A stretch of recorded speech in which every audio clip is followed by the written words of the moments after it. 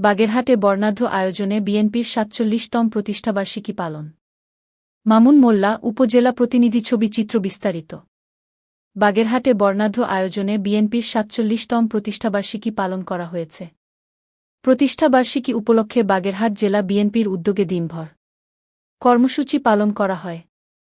কর্মসূচির অংশ হিসাবে ০১ সেপ্টেম্বর সোমবার সকাল ৭:৩০টায় জেলা বিএনপির দলীয় কার্যালয়ের সামনে জাতীয় ও দলীয় পতাকা উত্তোলনের মধ্য দিয়ে কর্মসূচির উদ্বোধন করেন।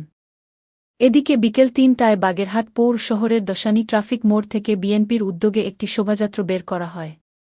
শোভাযাত্রীটি শহরের বিভিন্ন সড়ক প্রদক্ষিণ করে।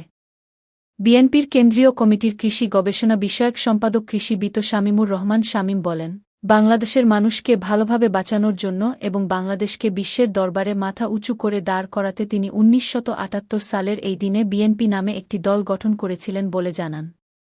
তিনি আরও বলেন, বিএনপি জনগণের দল, বিএনপি গণতন্ত্রের দল। এই দল সর্বদা মানুষের উন্নয়নের কথা বলে। অথচ গত স্বৈরাচার শেখ হাসিনা বিনা ভোটের সরকার জোর করে ক্ষমতায় থেকে দেশকে একটি তলাবিহীন ঝুড়িতে পরিণত করেছে।